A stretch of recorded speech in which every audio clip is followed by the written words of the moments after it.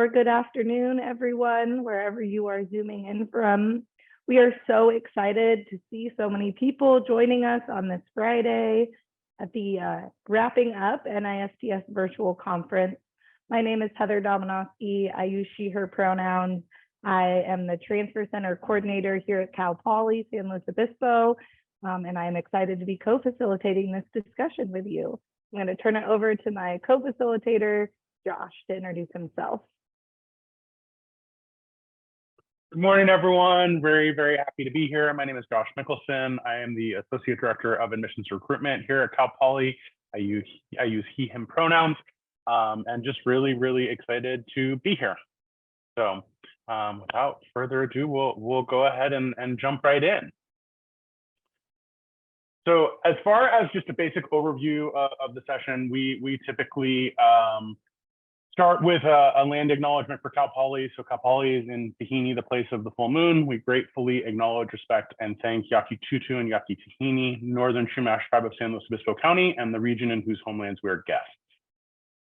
So as far as this session, really in fall of 2021, our Transfer Center Coordinator and Associate Director of Admissions and Recruitment discussed how to focus on building a more transfer receptive culture. So I'll kind of hand it over to Heather. Yeah, so Josh works in admissions. I work in the Transfer Center. Our Transfer Center started in February 2020. I started 2 weeks and a day before COVID life began in California. Fortunately, I had already been working at the university, and through the creation of the Transfer Center, one of our big focuses was advocating for students and for transfer students. And then our other two focuses are community building and resources. And today, Josh and I are going to really talk about how we created resources and support for incoming students through partnership. I'm not an admissions officer. I'm actually located under the academic affairs organizational chart. And so I rely on partnerships like mine with Josh to support transfers, because as you all know, as we see in a lot of the current literature, that transition sets the tone for any community building we're going to do with transfers once they're at Cal Poly. So our focus on our session today is to share with you kind of our journey over the last 13 months. We're going to share some examples, and hopefully you saw in the conference app, we've also created a handout for you to take notes on, because our goal is to try to share what we've learned, share where we've grown, and also help you begin to think, because I can imagine, raise your hand, metaphorical hand, or the hand in Zoom, if you're an office of one or two. How many offices of one or two do we have out there in terms of transfer? A lot. I see a lot of hands raised, and that can be super, super daunting. And so my hope when I reached out to Josh, look at this 6, 7, lots of people have their hands up, was to say, hey, we should share how successful we've been, because I know I could not do this without my partnerships like Josh. So I'll turn it back over to him to share about our learning goals. Yeah, so our learning goals today. So really our overall goal was a goal of incremental change. We know we can't do it all, but not freezing and paralysis by analysis was a big piece here. But for today, for our session, what we really want you all to take away is understand how to approach transfer onboarding communication planning, articulate at least 2 examples of transfer-specific and student-centered onboarding communication, identify steps individual transfer agents can take towards creating a transfer-receptive culture, and describe ways to navigate institutional silos and barriers impacting incoming transfer communication and outreach. As we know, that can definitely be a challenge.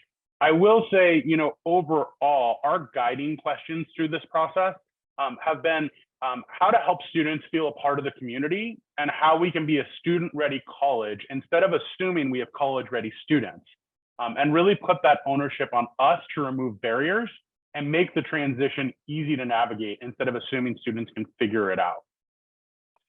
So, really that's what we hope you take away. Yeah, pass that back over to Heather. Or actually, I apologize. This is a little overview of Cal Poly. So just some Cal Poly quick facts to kind of let you know who we are as an institution. We really, we are a Polytechnic University, so we have a heavy focus on learn by doing. We do use an upside down or blended curriculum for those that may not be familiar with that. Really what that means is that all of our students, whether first-time first years or transfer students, do apply to specific majors. And for our first-time first-year students, they do start taking that major-related coursework their first term, and throughout their 4 years, take a combination of their elective general education and major coursework. For transfers, this is unique in that in order to transfer students do need to choose a specific major upon application, and they have a very specific set of coursework they need to complete, as we want them to enter the curriculum at the same place or a similar place as our first-time first-year students. We do have relatively small class sizes, average of 32 students. And just so everyone's aware, we do enroll roughly 800 to 1,000 transfer students in any given fall start. And we do actually only enroll students in fall. That's also something that may be a little different as well. So we don't have any mid-year transfers coming in. We do have 64 majors and 89 minors, 50 graduate programs, and we do have a 19-to-1 student-faculty ratio. And really, as you can kind of see probably by the majors and the graduate programs, we are an undergraduate serving institution. So of our 22,000-ish students, we have roughly about 21,000 undergraduate students with only about 1,000 graduate students. So that's just really who we are. So when I came into the role in 2020, one of the big things I heard from students was the struggle in the onboarding process. We have, from those numbers you heard from Josh, we had about 11% of our population is transfers. And because of that, a lot of what our campus had focused on was the first year, first time out of high school student. And I went to the literature, I read some really awesome books through a critical race perspective. So really thinking in all that Josh and I did, as you heard him say, about being student ready, instead of assuming students being student ready as our job, not the student's job to be ready for college. And so what we focused on was getting a foundation to help us be successful in creating this onboarding plan. And as Josh shared, you're going to hear us talk a lot about incremental change. Sometimes Josh and I get on calls and we have these pipe dreams, but we realized that we could spend 3 years making the perfect strategic plan for how to support transfers. But what we needed is just to start supporting them now, set small goals, and then work towards the bigger picture. And the 3 ways that we really got started was the foundation that's outlined here. The first was the creation of a transfer onboarding group. So we thought, who has the knowledge for what students need to know to be academically successful, and how do we get them in a room? And we created this transfer onboarding group. I facilitate that group. It has a representative from each of our 6 college advising centers, our college athletic advising, Josh from admissions, and then our retention within academic affairs, who looks at why do students drop out of Cal Poly, why do they have a decrease in GPA, and how can we prevent that? We came together and I started by asking them, what have you heard from transfers? What are you seeing? What are your challenges? And already, just by bringing everyone in one space, they were able to share so many ideas across the colleges that highlighted to me, if a different college was doing it differently than everyone else, students go to each other often before they come to us. And so they were getting conflicting information from their peers because we as a campus didn't have a set standard for how to register for classes. Then within that group, we listened for key partners. Okay, we need to bring in housing. We need to bring in the office of the registrar. We need to bring in orientation. And we brought those people into this group instead of assuming everyone would have all these side one-off meetings. The next thing is sharing student feedback. As the transfer center staff, I'm constantly engaging with students, but I recognize that's not everyone's experience on campus. And so how do I collect information and then present it to the group, centering the most marginalized students? So when we would talk about transfers, we're thinking about our transfers who are working full-time, our transfers who are over 30, our undocumented or documented transfers, our transfer students of color, right? When you start with that foundation, then you're not having those be afterthought questions, because if it's going to work for a student working full-time, it's probably also going to work for a student who doesn't have to work full-time. And so switching that narrative of who we're centering when we're listening to the student feedback and who we're asking, which clubs do I reach out to, go to their club meetings to hear from them. The next thing I found to be really helpful, hopefully you've heard about this through the conference, but the NISTS research that they have on the website, along with the guides that they've created, they have whole questions for you to think about. And the mantra that I have in the center and that Josh has really adapted is for students by students. And so it's really easy. We've seen this in institutional culture for folks to think this is how it's always been done. But instead we think, what is working for students? They're coming from other universities. What have they seen to be successful in their previous colleges that we can learn from? And the last piece was really embodying this idea of creativity instead of perfection. So how can we just try it? Let's try the idea. You know, what's the harm in trying it? We can change it for next year. And reminding folks to get away from this narrative of it's always been done this way. I let people share that. I let my campus partners share this is how it's always been done. And then I ask those open-ended questions. Have you heard from transfers? Have you had an opportunity to look at transfer research? Letting them think, oh, maybe I haven't, and then I can provide that feedback. Because at the end of the day, this is 1,000 students we're talking about. Knowing your numbers so that they can really understand the impact of what it means to align with that mission of being more equity focused. So what does this look like? We're going to start with some of the end products that we created last summer, and then we're going to delve into how we got there and have you all get into breakout rooms and think about what could this look like at your institution. So on the next slide, we wanted to share 4 things that we did last year that we found to be really, really beneficial. We'll also be dropping these in the chat. So the first is an example of our biweekly newsletter. Our admissions office sends a biweekly newsletter to all admitted students throughout the first summer.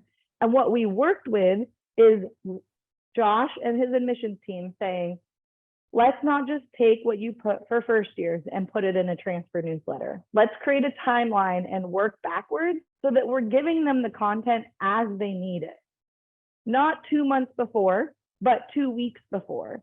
So in this bottom, I know it's a little small on the screen, but it says in that resources, it says not only what the deadline is for their transcripts, but why we need it by that deadline. So that students can understand, oh, they're asking me for this, not just because it's an arbitrary date. They're asking for it so that I can get my classes reviewed so that I can register on time. The second thing that we created was a separate playlist, and I'll drop this in the chat, for transfers within the admissions YouTube. I learned at an NISTS presentation 2 years ago that the research shows that transfers' first step is looking on the internet before they call your institution. That's different than first year, first time students. First year, first time students are likely to call first, or their parents are likely to call first, but transfers are going to go online. So really dialing in our website and having multiple forms of learning, right? I'm dyslexic. I don't love reading big things, but I love watching a short video. So in that newsletter, it links to a video that is on the YouTube. So that students can learn more. We also then take that YouTube and put it in Instagram. So that next chat is an example. The third thing is an example of what it looks like on Instagram for Cal Poly admissions.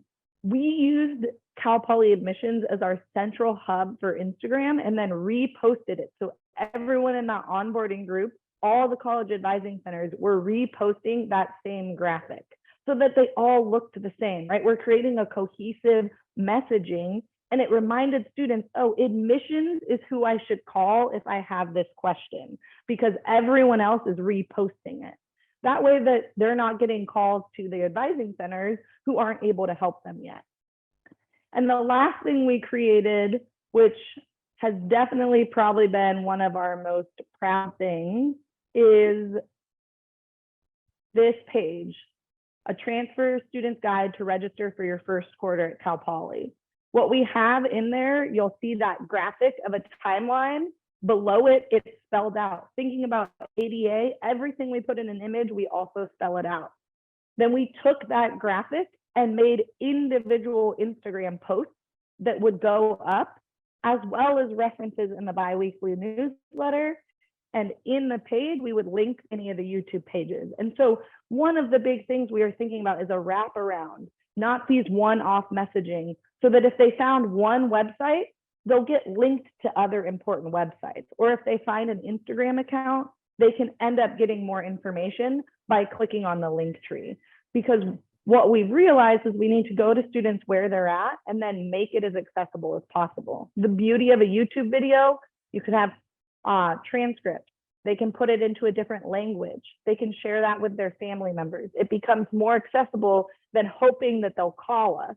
We're making it more student ready and student focused. Josh, do you have anything to add about that? No, I just really, as far as, Heather talking about kind of the comprehensive, it's a journey map, right? And really kind of tying things together so that it all, you start one place and by the time you get to the end, it's one big, kind of communications plan. I mean, that's definitely something that Heather and I talk about often. Like, what do transfers need to know from the time that they're admitted to the time that they step foot on campus?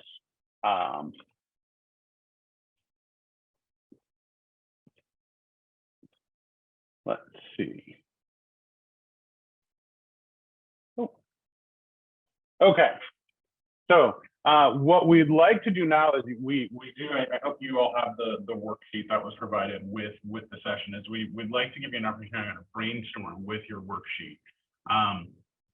As far as these questions are really what we want you to keep in mind. So who on your campus communicates with incoming transfers? So this was a really, big piece that Heather and I talked about, and this is where we kind of created that transfer onboarding group. But there are a lot of different, campus partners that communicate with transfers, and it's not actually just on the academic side of the house, right? There's also things like housing, on campus, off campus housing, and things like that. So who on your campus are you aware of that communicates with your incoming transfer population?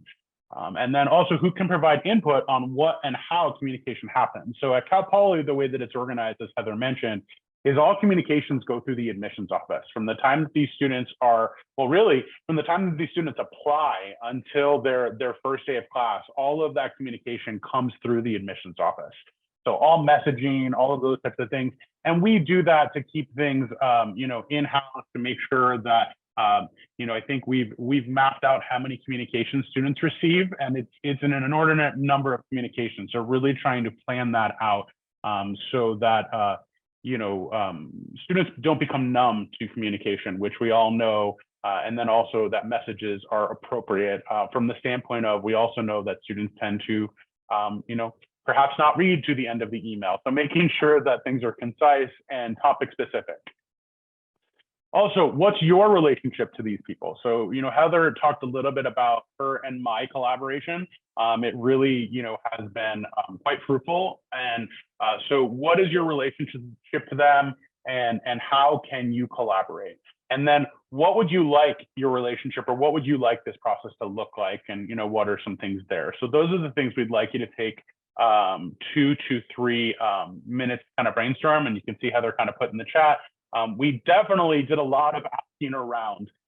So, really finding those resources on campus and bringing them together. I know even in our transfer onboarding group, we will, Heather will invite other campus partners from different departments so that everybody, all of these stakeholders are all in the room together and able to kind of have these conversations, and everybody's getting the information at the same time, right? So there's no kind of, well, I heard this or I heard that. Everybody's there and able to get that information.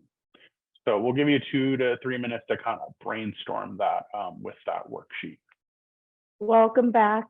We recognize that might have been really fast, but hopefully you started thinking about things or hearing things from other campuses and how they might approach some of these questions.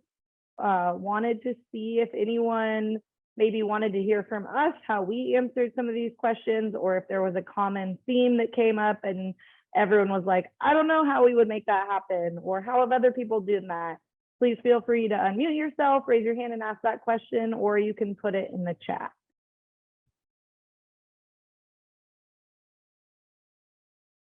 Yeah, Eric. Well, we didn't have a whole lot of time to get to the meat of this, but one thing that I've been noticing throughout this conference, and that is happening on my campus, is that while there are certain kind of sort of campus-wide efforts being made, there's a campus-wide, committee related to transfer. Upper administration has a lot of sway. Things don't always get done. They don't get done the way we think they ought to be. And so one thing that has happened this week is that all the stars have aligned, and a chunk of advisors from all kinds of different units on campus have decided, okay, let's coordinate among us, since it's not happening at the campus level.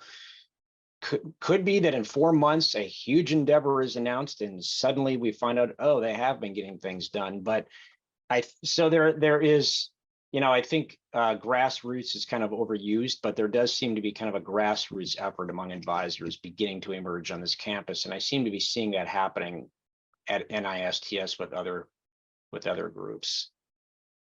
I would definitely say that has been our approach, and one of the reasons why we wanted to share our success. I started with the websites I could control, like that advising website I showed you. I own that website. I get to choose what goes on it. And then I built that strong relationship with Josh so that his team controls the YouTube channel. And that way, when we get a request from marketing that says, enter the blurb you want in this formal thing, we already have a website link to go with it, an image to go with it, and a video to go with it. So we're almost like ready for those larger opportunities.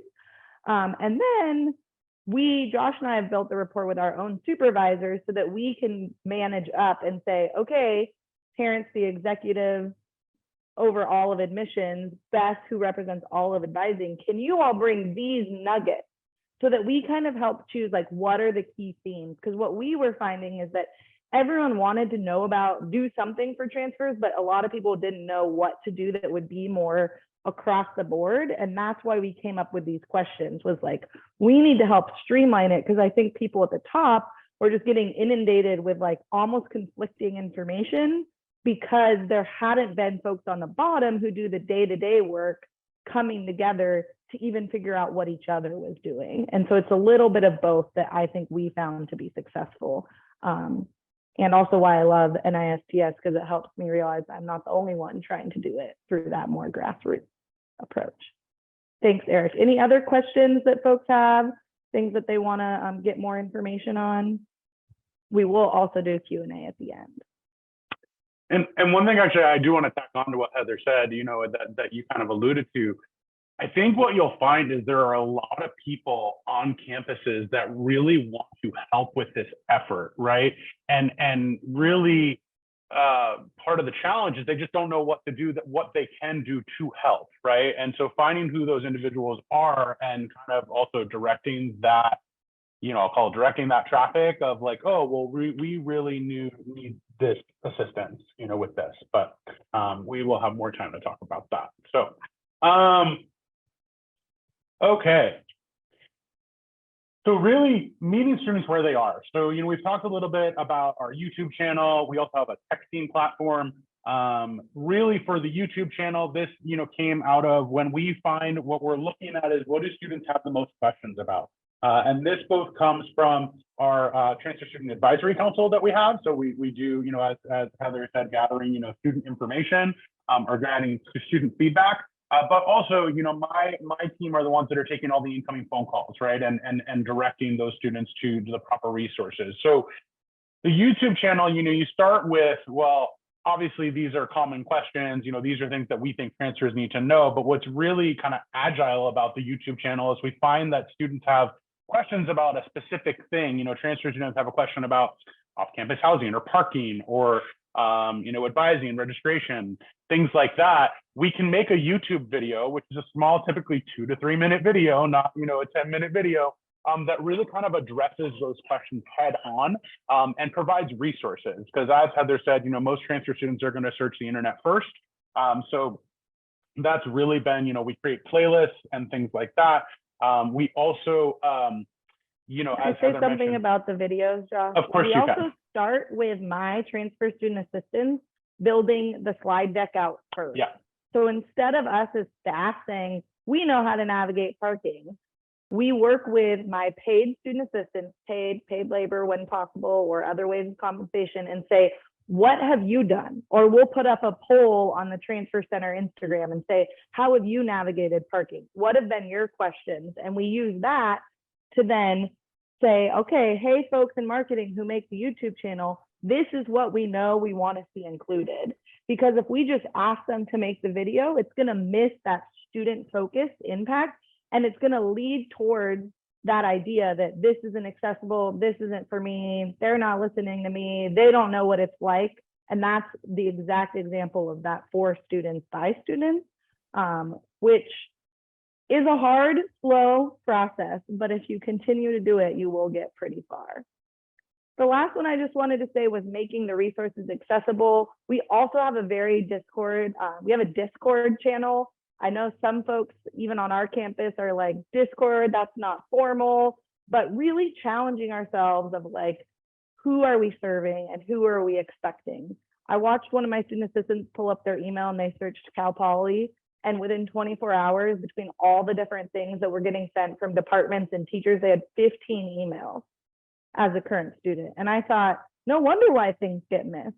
So we do also utilize Discord, so that we're meeting students where that, do you want a Discord? Yes. Do you want a Facebook group? No. Right? Okay, great. That's probably going to change in 5 years. And that's okay.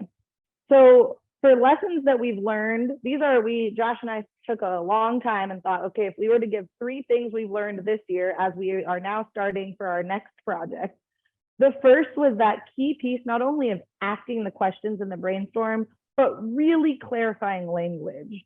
We hear the term first year all the time. We are trying, I think a lot of folks from a DEI perspective are moving away from freshmen because that's not gender expansive, but first year is confusing.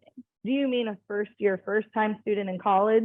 Or do you mean a first year at this campus? Because we heard a lot of transfers say, well, I think I'm a first year. Does that mean I have to live on campus? Nope, transfers don't have to live on campus. So working with campus partners to say, what do you mean by that? Who does this serve? Be specific so that they don't have to ask us the questions, right? Look at the website, click on what we read. That's the first thing, is clarifying language. We also created a commonly asked questions with admissions that we shared with all of our campus partners so that they know how to answer them. There's so many things to think about. Second was, again, just the power of the common voice. I know you've heard us say this 3 or 4 times, but really now that we've been doing this for 2 years, we're starting to hear students say, oh, I remember the road. I loved the roadmap. That was really helpful. Oh, where did you see the roadmap? Oh, I saw it on Instagram. Oh, I saw it in a video. Oh, I saw it on YouTube. I saw it on the website. I saw it at Slow Days. So they were seeing it in different places, but they were all speaking the same common language when they came together in fall quarter. And then one step at a time, a way to navigate silos. And I said, stay calm-ish. I'm gonna let Josh talk about this because I think Josh has been at Cal Poly longer and has helped me learn this, because the admissions office is always navigating silos. Yeah, so, I think this goes back to, and, we kind of spell it out here with, it's easy to dream of the perfect solution that fixes all issues. I mean, the reality of the situation is that's not a realistic expectation, right? So really, I briefly talked about this, but we started with creating that minimum standard. What is all the information that students should receive from, we were really focusing on from the time they were admitted to the time that they stepped foot on campus. And it's really, it can be a little bit like drinking from a fire hose, right? Because there's just so much, and you really have to kind of distill that down to what's most important. And it's really important to, as Heather said, stay calmish and really kind of stay focused on, navigating that, creating that kind of roadmap and creating that minimum standard, and then walking through step by step. And as far as navigating silos, I mean, that really comes from those relationships, right? And it really starts with some really basic conversations and going back to that brainstorm of who, communicates with transfers, who's sending those messages, who can you partner with, and things like that. We did, yeah, as Heather puts in the chat, we decided to focus not on the whole experience, but really about their first quarter. And then we're going to be looking at, more on graduating and transfers, but really picking one thing to focus on per year is really what we found to be successful this past year. Do one thing well, right? And there will be downstream or other impacts that will happen even from just that. As people join the conversation, oh, geez, really love what you're doing here. How can I get involved? Because people will take notice. I mean, that's the thing, right? And that's where that kind of grassroots, I know, Eric, you were asking about that, but, that kind of grassroots process, people will take notice of what you're doing and they want to get involved. Because as I mentioned, there are tons of people on campuses that want to be involved in these types of efforts. It's really just a matter of figuring out who they are and finding out how they can help. We're going to do one last breakout room to help you start thinking, what are one or two things that you could take away? What is one thing or two things you want to start? And how, within Josh's point, do you maybe need to learn to speak the language of who you're talking to, right? The way I talk to students when I get their input on a video is different than the way I explain it to my boss, which is different than the way I explain it to Josh. I often think my biggest role as the transfer center coordinator is being a translator. I'm translating across to different campus partners the transfer student experience. And I know I've sat in the conferences and I've been like, there's too many things. And so we just wanted to give you time to talk with a few people and think, what is something you want to take away with you? And what is a goal you have? If you're following along in the worksheet, you'll see this on the back side. We'll spend about 5 minutes in that breakout space, and then we'll come back together for questions.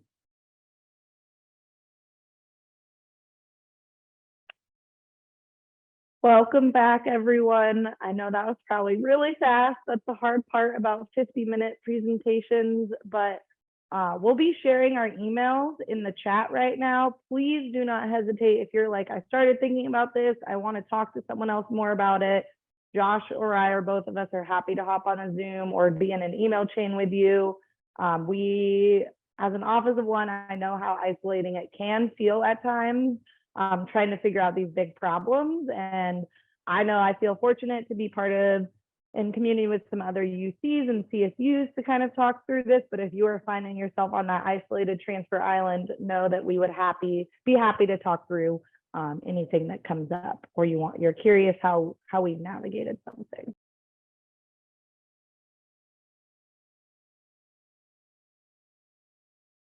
Okay, so I just put my email in the chat. So as Heather said, feel free to reach out if you have any questions. But for right now, looks like we have about 4 minutes for any questions that anybody might have right now. If anybody just wants to raise their hand or put their question in the chat, we're happy to do our best to answer.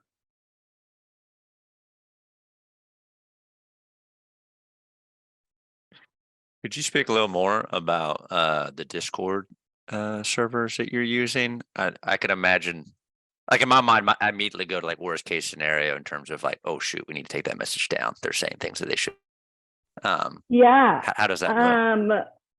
Maybe I'm a little naive. I also had that fear, and it just hasn't happened, to be honest.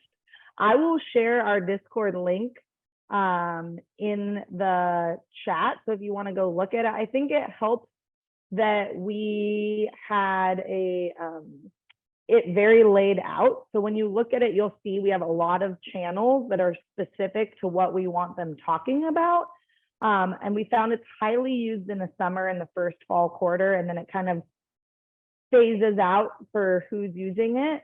But I have student staff who it's part of their desk shift every day to just look through the Discord and respond to it. But we have not had the issue that I was really afraid of, and maybe one day it will happen and then we will address it. It hasn't happened in 2 years, so I'm going to keep on my fingers crossed. That's great to hear. I pitched this right when COVID was happening, and they're like, "No, we can't keep track of what people say on this." So I'm very excited to hear that you've not had any issues. Yeah, and I also have the issue that I have had is that when I tell people I hear from students on Discord this concern, adult faculty and staff check out. So I have just stopped saying how I'm hearing from students, and I just say, I've been hearing from students they're really concerned about this part of registration, and I get really great responses. And so I just personally leave out the Discord when I'm talking to the upper admin, and they think that they don't ask me questions. Navigating the resistance, I see here, great question.